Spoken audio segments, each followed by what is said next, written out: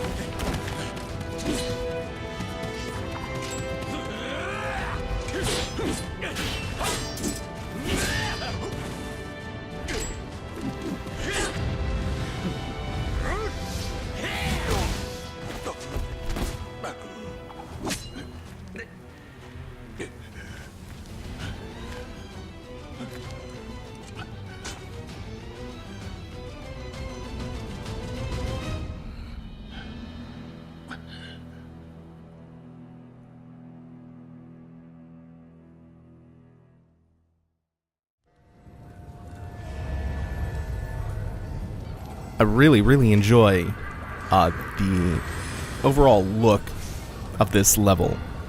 As we go through it, you're going to see that it's kind of meant to, I think, mirror the final mission from the base game of Nioh, but just these huge tendrils of glowing yellow spirit stone sprouting all over the place like giant tree roots. I just think it lends this kind of ordinary castle setting just a little bit of extra visual oomph. Makes it a lot more memorable. Plus, being the final mission, they really don't play around. Yes, we have a hand cannon yōkai and a four-armed one right off the bat. And then a climb through the lower interior. And I think around here there is one of these slimes, which I can't even remember the last time we saw one of this variant. This grotesque amalgamation of like weapons and looks like corpse parts. And you get to see these roots all over the level, just devastating everything. Like the entire castle has collapsed, or at least giant sections of it have. And so ascending up the roots and down them becomes like an integral part of navigating the level, which is really cool. Whew, things have calmed down in intensity dramatically, though, since that Jan Hayabusa fight. I think what's really interesting is that instead of using Ryu's theme, Ryu Hayabusa's theme, Way of the Master Ninja, they used the theme for Genshin, who's Ryu's rival in the 360 version of Ninja Gaiden 2, not the original NES release. Yeah, this is that Nurikabe I was thinking of from the second mission, located inside the hut. And once again, Nurikabes, as they usually do, guard a hot spring. I think this is the very... No, there is actually one that kind of functions as a boss fountain later on. So this is, I think, the penultimate one in the main missions. There might be some in the submissions. There are usually a couple scattered here and there. But yeah, for the main missions, that's the penultimate secret spring. Well, we do have one more thing back there. I don't think we're heading through here yet. This is a dead end. Oh shit, I didn't check for the ooze overhead, and that's a mimic. Hopefully he chills out there for a second. Ooh, I've never seen him do this. I could have finishing blown him. I could have blown him. This is okay. That's also an opportunity for a finishing blow right there. Oh no, it looks like the mimic got tired of waiting. I didn't get to see which gesture he popped off with anyway, so... This might be the first time we have to fight a mimic. And that being the case, we're going to take this opportunity to show something very, very cool off. Run him out of key, and then... The Azuna drop! Yeah! So good! I totally don't know if that was worth the amount of time I spent farming it, but hey, now that I have it, it's so sick. I farmed that just to show it off in the LP, so you know I love you all. Oh my god, I'm so happy they added that though. I wish it was easier to get, but still, so sick. Ooh, Namahage, hello. Ah, man. Just gonna try and get behind him. It's really not that bad of a hit. Yeah, it was good enough to go for the horn. Namahage is actually... They're quite tall, but they hunch forward a lot, so their horns are exposed to, like, lower attacks than you would think. So, obviously, you get the Dragon Flame Nimpo from Jin Hayabusa. And then you get that one other one, the motherfucking Azuna drop. which is that technique I was alluding to that replaces the grapple for the sword. Unfortunately, even though there is a Hayabusa-style Kusarigama and the Dragon Sword, which is the Hayabusa sword, you can only use the Izuna drop with a sword. And it took me, I don't know, it took me maybe 7 or 8 kills on Jin in order to get the Dragon Flame Ninpo. It took the better part of like 3.5 hours of farming him to get him to drop the Izuna drop.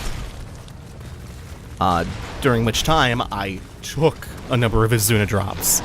That's usually what he charges up for when he runs you out of stamina, which he does pretty much immediately if you ever take one of those Sonic the Hedgehog spin dashes from that motherfucker. Those Rodan fast spin dashes. Even if you block those, you're usually out of key. If he's close to you, he starts charging up for the Izuna drop immediately, and then you're kind of at the mercy of luck to see whether or not you recover enough stamina in time to quickly dash away from getting Izuna dropped and one-shotted. Works pretty well against enemies, though. Oh, it's so sick. So good. Like, that is one of the best additions. Yeah, they didn't add a new weapon type, and I'm not gonna keep griping about that, but they added the Izuna drop, and that kind of makes up for it a little bit, on top of the Dragon Flame Ninpo and the new skills for all the other stuff, so I don't know. Kind of justifies itself a little bit. Not only that, but his set is also super good. So he has a full armor set, full 5-piece armor set, plus a weapon, 2 weapons I should say. He has the Kusarigama and the Dragon Sword, like I said.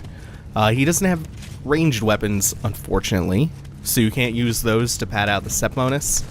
But you can get the full 7-piece with 6 pieces of gear from the relic that reduces set bonus requirements. Unfortunately, those don't stack, I found out. So you can't have 2 of those for -2 set requirements and just get like the full 7-piece bonus while wearing 5 pieces of equipment. One thing that I was thinking about doing, though, was mixing something like the Iga Jonin set in. Oh, but I should probably expound upon what these set bonuses for the Hayabusa set actually are. There's a lot of, like, I think unlimited ninjutsu. There's some I think the 6-piece or 7-piece gives you a bunch of scaling for your ninjutsu and your throwing stuff.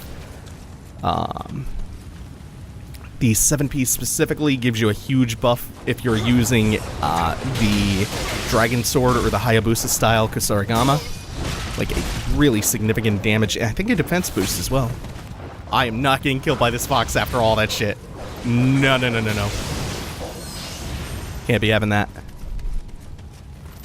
The 5-piece bonus alone, though, justifies the whole set because it increases the iframes of your dodge, which is nuts. Like, that's crazy. So it's an insanely powerful set for a skill or a dex build, especially one that's either going heavily into ninjutsu or just hybridizing with it, such as my build, which is mostly a Kusarigama build that just happens to use handy helping of Kunai and Storm Kunai and Dragon Flame. Plus we got the Atlas Bear in the secondary now and Ayakamori the Bat for a little bit extra stopping power. So I think we want to go back out from here.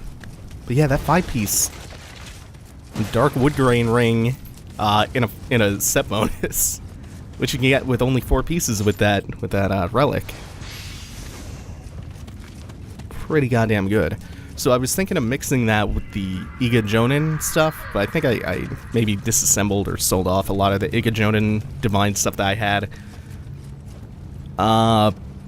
prior to even discovering the Hayabusa set was so good. So that didn't quite come together. I think I'm rocking 5-piece Hayabusa and a little bit of Red Demon, just for the 3-piece close combat damage. And the lightness, like the Hayabusa set and the Red Demon set, as always, really good if you're trying to keep A in agility, which I've always loved.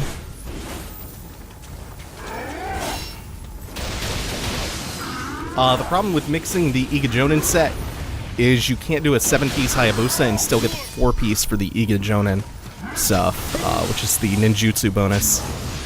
Because neither Hayabusa nor Iga has a ranged weapon to pad the set bonus out with. And the other thing that I was thinking was like maybe mixing some 2 of the Warrior of the West bows in and 1 piece of armor. Getting like the 7-piece Hayabusa and the 10-piece close combat damage off of the Warrior of the West set. Just to kind of maximize that a little bit.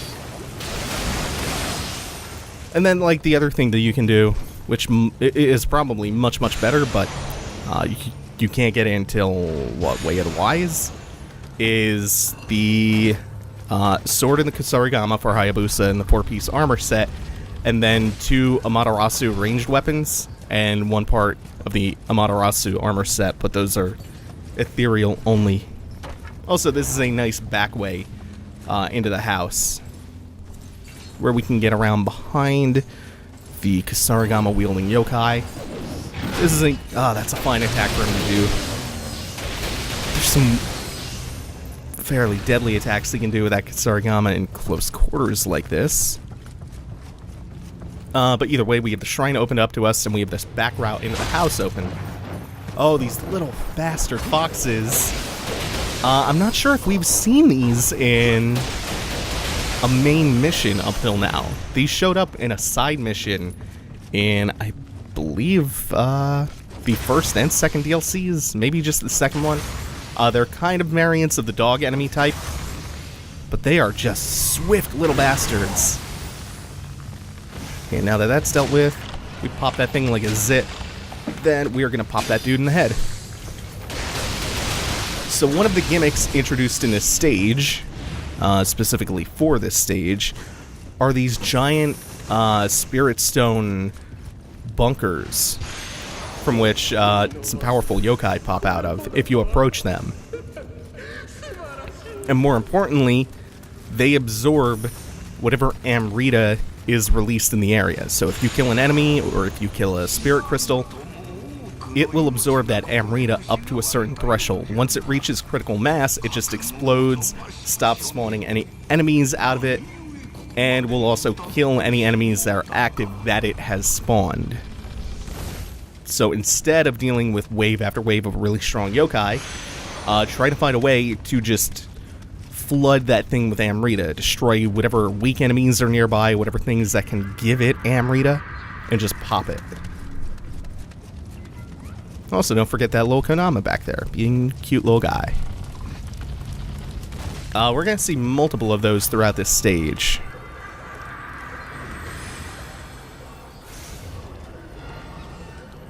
Normally, it's like 3 waves of 1 tough variant of a yokai, and then it will usually end with one of the new 4-armed variants, which is kind of a typical pattern for this DLC.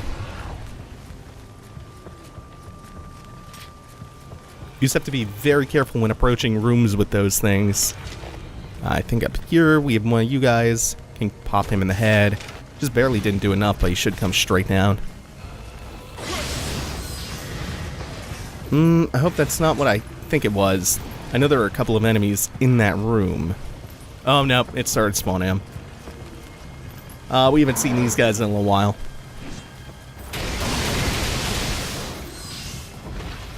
So what we're actually going to do is, while he's knocked down, I'm going to take the opportunity to try to pop the bed. Well, they're not spawning one after the other. They're just coming at timed intervals, it looks like. I think this should do a decent amount. You can also you can take them out from a distance. Oh, okay, it was just getting ready to pop, that's why I wasn't spawning anything new. You can also pop Living Weapon and just try to rush it down if you're feeling brave. I am not feeling brave right here with getting sniped and having to deal with the Kusarigama yokai. So I pop Living Weapon just to be safe.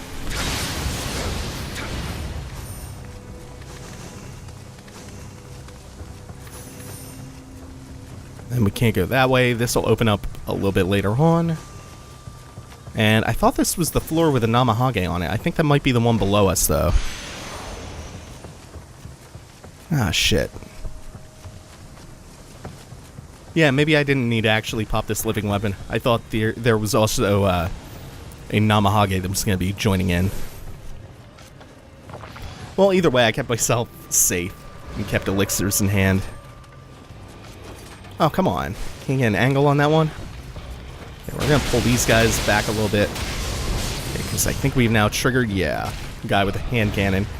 Which is dangerous on his own, but he's also surrounded by these dwellers carrying explosive barrels. So even if we position them in front of the bullet, they'll just explode and set us on fire and do a bunch of damage to us anyway. It's a nice little trap they've set up here, plus it's a narrow choke point. It's actually pretty clever placement of those enemy types, and you don't normally see them together. And we have one more of these Amrita beds. Don't mind pumping a couple of arrows into him. It's already spawned one of the yokai. I know there should be one more crystal. Is it over here around the corner? Yes, it is. Is that enough to pop it? Yes, it is. Good.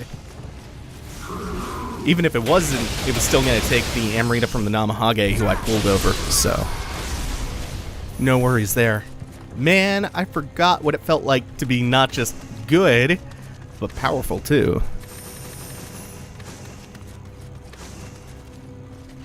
Grinding out Jin Hayabusa for 3.5 hours gave me a decent amount of level ups.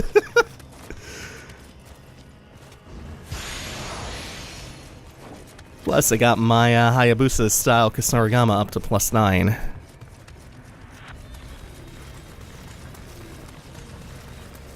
Still dealing with being a little bit underleveled, but it's not like oppressive as it's been in the past. And this is that shortcut that we saw before. It's a reasonable kind of underlevel, not in a oppressive, everything is going to kill me and I'm going to have to work twice as hard to kill it way. Dare I say, it feels tuned for me to be underleveled like this. For the first time. And then we're going to continue following the Amrita infused tree route up into the rafters this time, where there's still a couple of skeleton warriors waiting for us. That one popped immediately. We still have to watch our corners though, because there's one with a gun, and I think there might still be a dweller up here.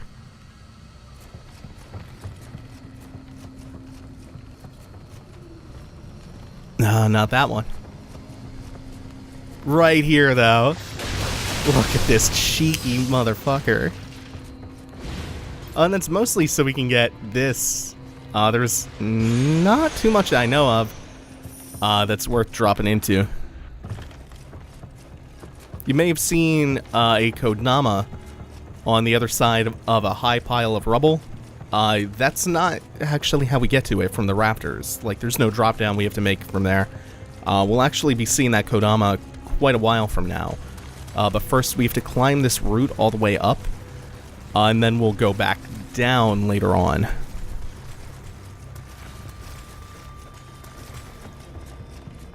Before we go in there, you can see something shitty is clearly brewing in there. Now, before we take too many steps into this room, we're going to do a little trick, which is aim with the bow. And we'll use that to line up a couple of projectile shots so that we can take these crystals out, which would buff the enemy that's going to spawn from that impurity cloud. And that enemy is Otani. Again. Otani is never the most fun enemy to face, especially in a boss rush situation. He can be super dangerous if we're not being careful. But I think we're gonna waste him. Maybe that's gonna curse me. Not gonna bother going for the horns. The horns are a little bit too high up with him floating off the ground, so... Ooh, and here is where that got nasty. Yeah, once he pops a living weapon, he kinda sucks. But we have a living weapon of our own to handle him with, so no problem there. And thus begins the boss rush portion of The Last Samurai. We have 1, 2, 3 or 4 more ahead of us. Most of them being refights. Actually, wait, is it only 1 or 2 more being refights? There are a couple of refights. Which again, it mirrors the layout and the flow of the final mission, the epilogue notwithstanding, of Nioh. Of the base game, I should say. Where we had the 4 boss fights, then we had Kelly, and then we finally ended it with Orochi.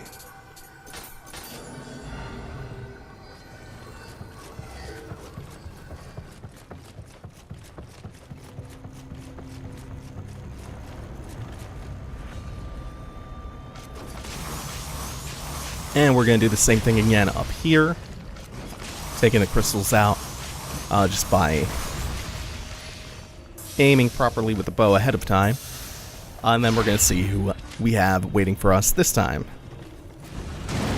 It is Ashita Mitsunari again. And we may not have gotten a chance to fully appreciate his moveset when we fought him the first time. I can't remember if it was him or someone else. But he'll just start off in Living Weapon this time. So we get a better glimpse at what he can do. Which is projectiles every which way. And wind damage. Oh, I got caught real bad. The wind debuff causes your damage to be cut in half, I want to say. Let's try that one more again. I think we got... Oh, no, we didn't. We didn't get the proper knockdown while the defilement was still active. This is going much, much better. Just fill his back with Storm Kunai, and not getting caught by that again. Hey, look at that. It actually went smooth the second time.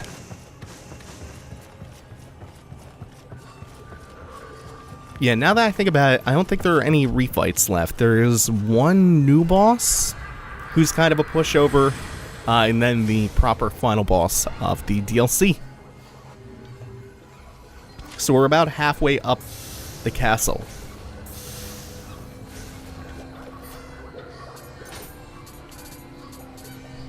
Where is that? I think I'm going to pop this Ember Sight, 200,000 Amrita. And then the rest of these, just so I can get that level up. At least get rid of some of this Amrita. And that'll put me up to 186.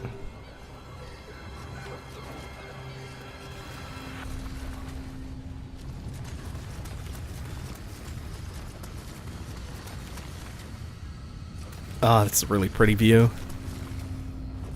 No time to appreciate it, though. We have a Namahage over here.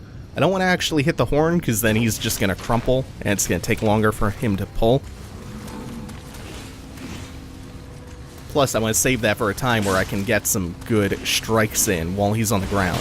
There's another enemy. The reason I pulled him away from the spot he was perched is because there is, I think, a hand cannon yōkai. I want to fight them, ideally, 1v1. Ooh, ooh, ah!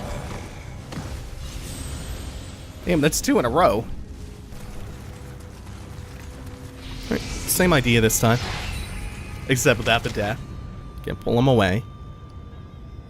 And then hopefully not give him too many opportunities to hit me like an idiot.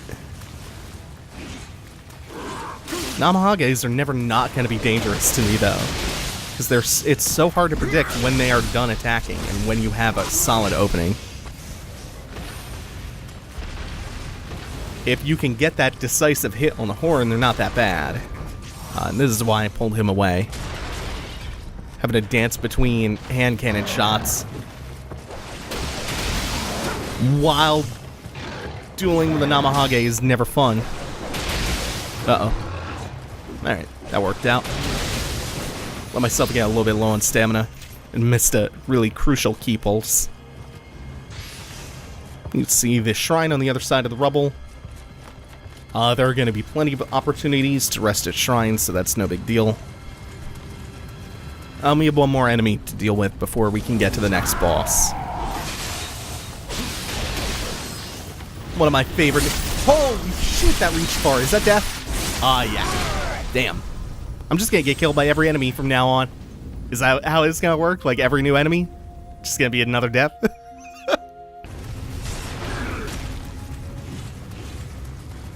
This time we are running past the Namahage and the yōkai. And just going straight to you. In fact, since I'm kind of paranoid that the Namahage may have not leashed, let's handle him up here. Plus, it's away from a ledge. Yeah, it's a little more constricted space-wise, but it's kind of the lesser of two evils in this fight. It's a really tricky spot to be fighting him no matter what. Like, there's no good place to fight this enemy. Unless, I suppose you could clear the Namahage and the other yōkai, and then drag him down to that platform where it's a little more open. It's not terribly important, though, because even if you do take a couple of stray hits, there is this shrine here. Or this hot spring. This literal boss fountain. And before we go through the boss door... that's not... damn. That's nothing. A Jewel of Life and a Water Omomori Charm.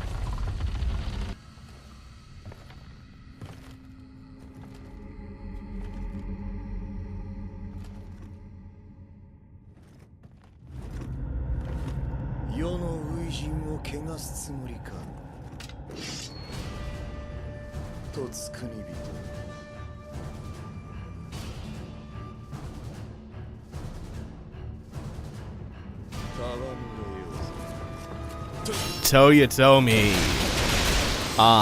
Like his design, I really like his theme, especially the drum track. Feels very much like some kind of war procession.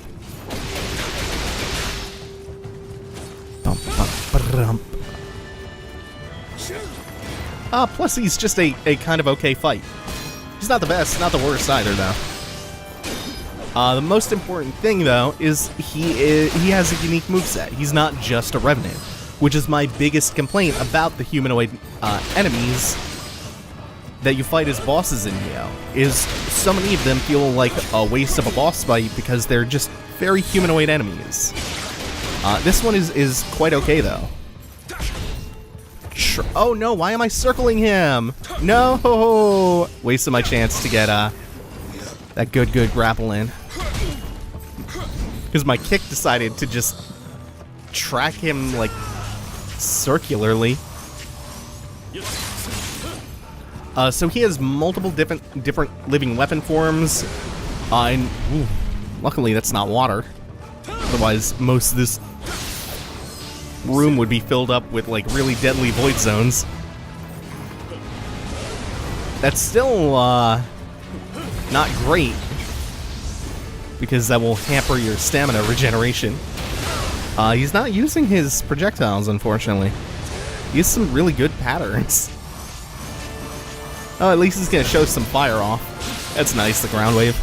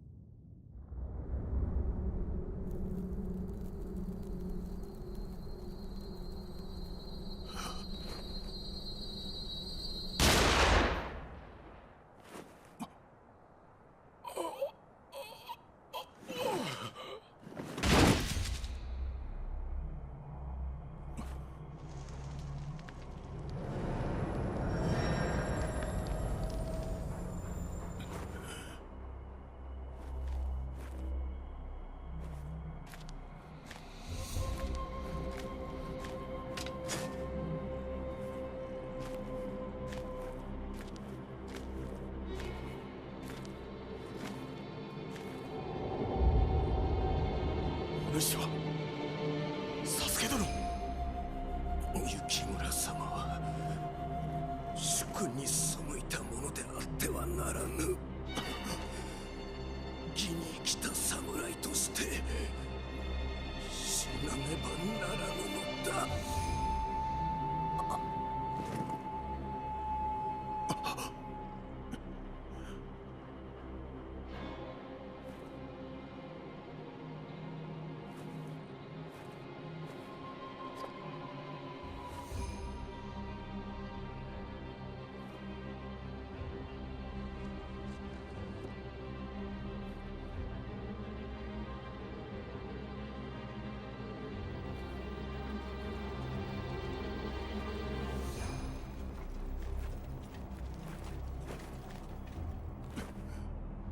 真田幸村、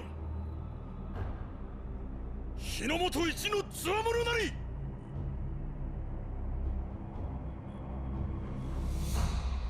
秀頼様は霊石で作られた人であったのか。わしは淀君、いや茶々様をいさめに参る。共に行かぬか。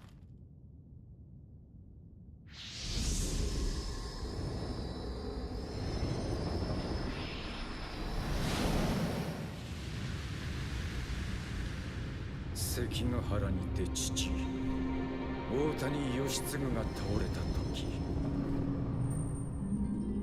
わしも義に生き義に準ずるが定めと悟ったのだ。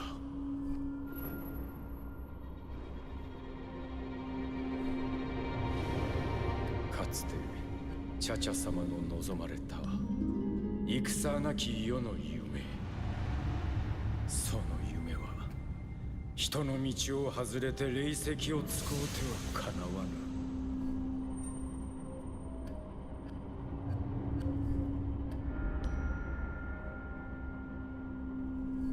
命をかけ茶々様をいさめねばならぬ。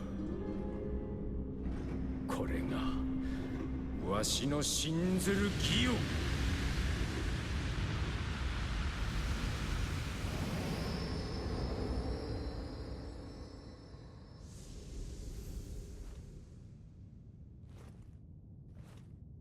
Let's go.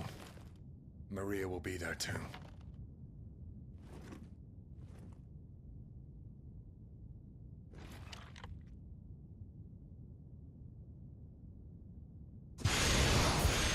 And now for the next stretch of the level, we get a friend, an NPC to accompany us. And a lot of Armor of the Rising Sun. Admittedly, I've not checked that set bonus out too much. And yeah, it's a little bit unnecessary that we get an NPC companion throughout the rest of this mission, but I'm not going to complain about it too much. I think before we come upstairs, I've never checked around behind the staircase. Didn't know you could get back here. Of course, there's a Kodama back here. Damn, that's a good spot. Looks like you might just barely not be able to squeeze behind the stairs, so I doubt many people check that.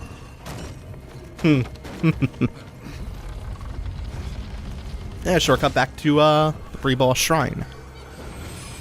So we can rest up real quick. Nothing really important is going to respawn, plus we're right near the boss door anyway.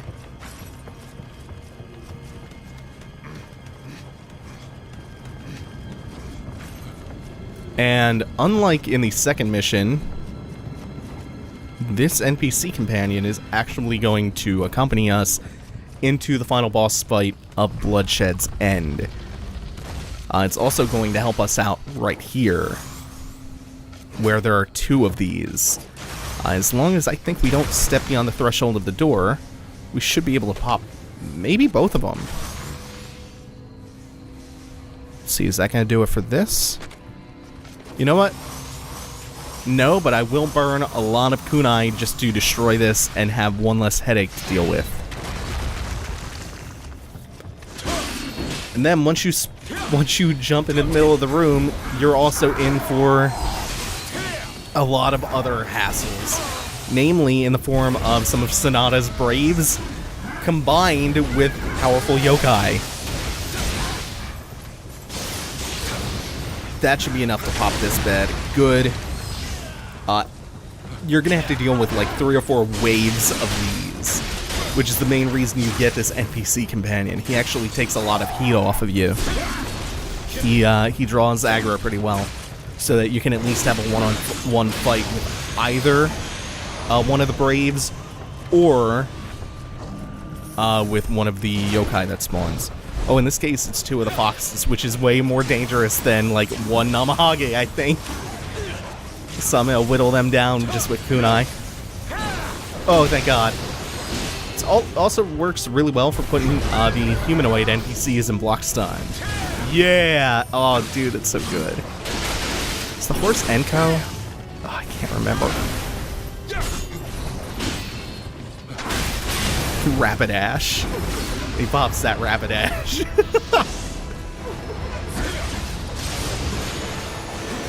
Okay, so that's... I think there are 1 or 2 left. There's at least 1 more.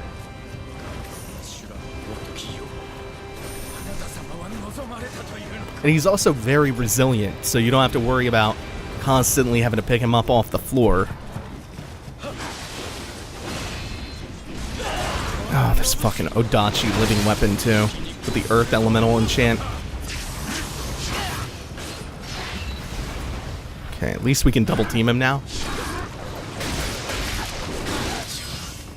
And we'll pick him up after this. Like, this is the first time he's fallen down in 3 waves of pretty dangerous enemies, so that should tell you a thing or two about how self-sufficient he can be.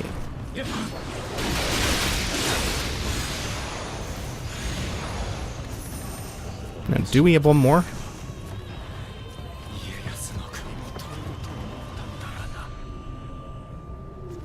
Yeah, there we are. Oh, this is one of the ones with the 4-armed yokai. One of the most threatening new types introduced in the DLC. And he's gone. The spear-using Brave is nothing to sleep on either.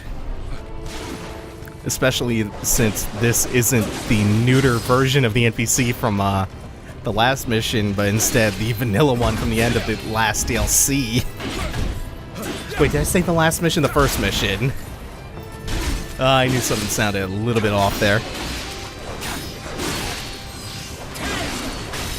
Oh, I'm not getting any chances to land a grapple or a finishing blow. There we go.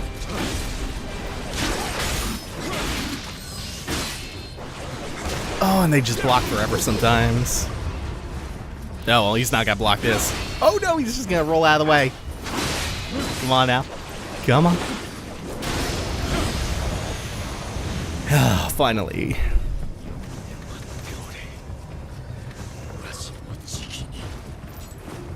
That's such like a good emotional payoff for the Braves and Yukimura. A good like tables turning moment too. And for that intense section, we are rewarded with yet another. This has to be like the 5th shrine now, something like that. Yet another one. Gets our skill up to a nice even 26.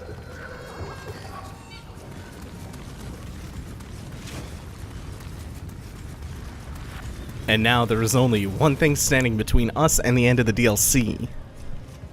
Oh, 2 things. There's also a chest. And perhaps a Kodama?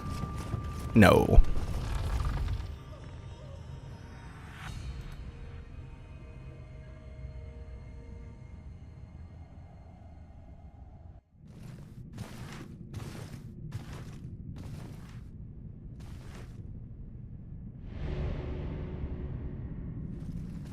Chacha様、なぜ人の道を外れられた？人の道などじきにわらわの夢が叶うのじゃぞ。あなた様の夢は断じてかようなものではなかった。お主、何者だ？滅びゆ。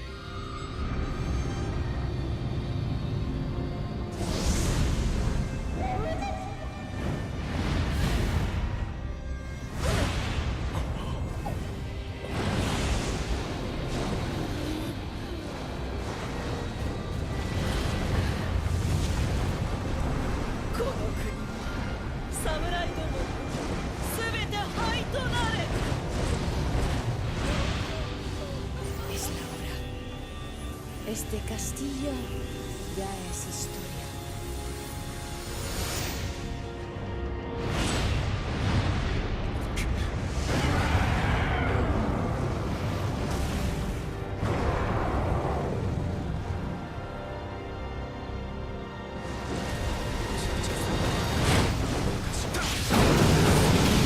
Just like it was fitting to end the main game with Yamada no Orochi, this is also, I think, a similarly fitting in scope and scale boss to the end of the DLC is the Nine-Tailed Fox.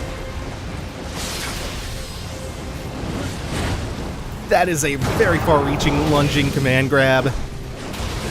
I love the visual tell for all the special grab attacks in the game. Like, they make it very apparent what is coming at you and what you have to do to avoid it. Just at quick first glance. It's a nice little bit of underappreciated enemy design and game design. It's kind of visual shorthand for, you cannot block this. You must evade it. Or just get out of the way. It's also very difficult to land a backstab against the Nine-Tailed Fox. But we've seen a majority of its moveset now. We haven't quite seen the fireballs, I don't think. Oh, I love when it switches the whole color palette of the level, though. From this intense, hellish red to this deep blue. Oh, that's a cool attack, too. This boss is more cool than he is difficult, but you still need to be wary of it. He's still very highly damaging, and he has huge, huge range on all of his attacks.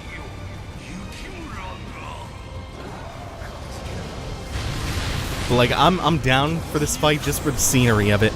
Any of those fireballs hit you, it's just death. Even the scenery here mirrors the end of the base game.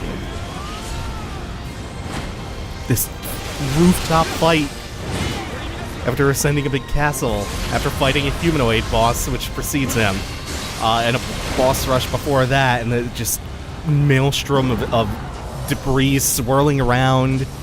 God, it's so cool.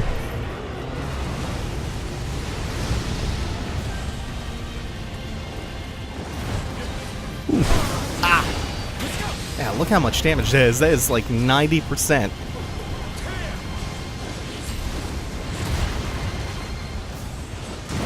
Those big hitboxes, too. I didn't even see that. Ooh, the glow of the tail masked the fireballs. I was not looking out for that.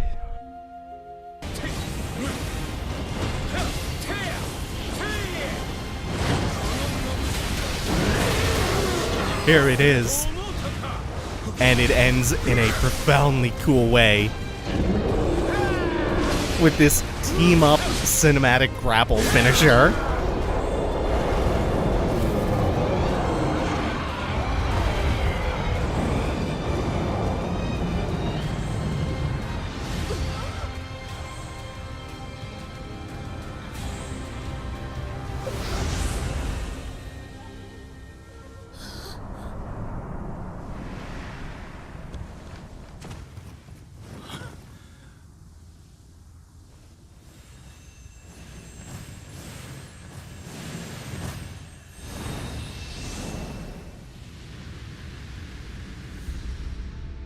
父を信長に討たれ、母を秀吉に討た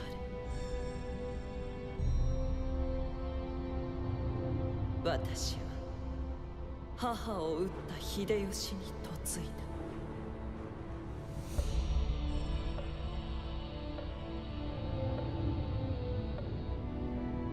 戦なき世の夢を託した我が子を失い、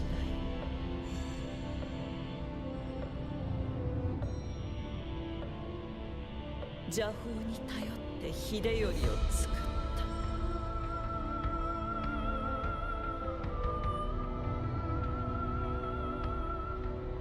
秀吉が死んだ後、家臣は去っていった。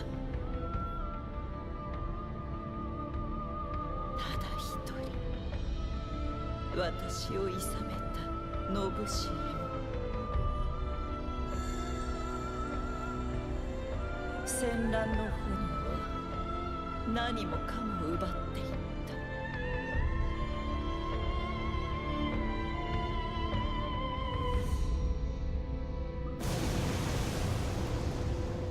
この子と共に戦乱を終わらせる。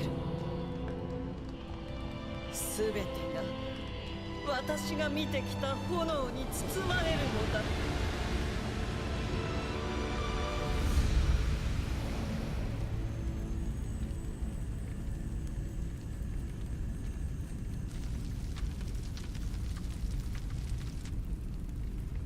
わらわは何をしておったのじゃ。悪い夢を見ておられた。これよりはチャチャ様の誠の夢、戦なき世となりましょう。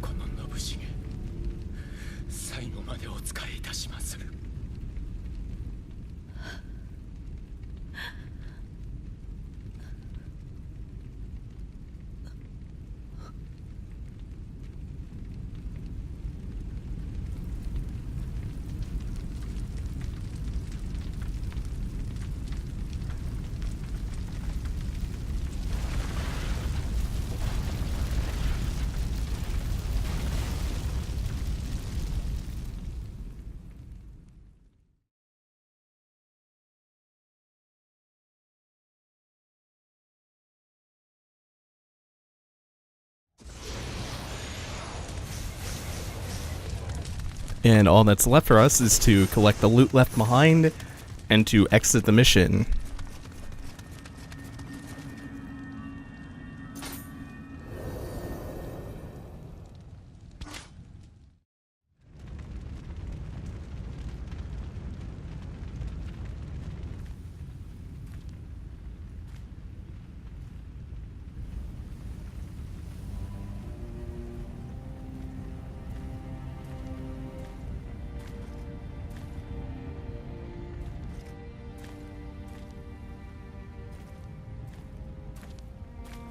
"わしの役目は終わった。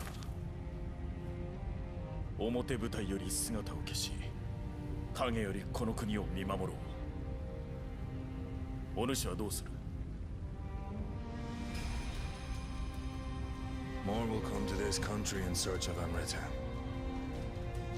Perhaps even another Spanish ninja. されば。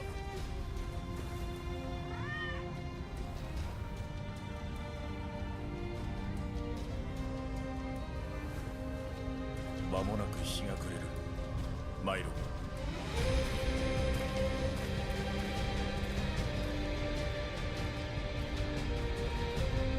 慶長20年、元那演武。江戸幕府は元号を元那と改め、天下の平定を宣告。ここに戦乱の世は終わりを告げた。Really glad we got one more look at Hanzo Hattori's pocket watch cat. Just as we began the game with the pocket cat, so do we end it and bring a full circle back to the cat. There is one thing that I am tremendously disappointed by, though, and it's Maria, who just kind of pieces out, and it's very unsatisfactory what a tiny role she plays in that whole thing. after being built up as who was likely to be the DLC series villain. But that's going to be Nioh. That's it. We're closing the book on it. When it's good, it's great. I think it drags its feet just a little bit, but you also can't deny that it is jam-packed with content, and this DLC definitely added the most, even without a new weapon type. So that's going to do it for Nioh. Thanks for watching, everyone. Take it easy. Have a good one.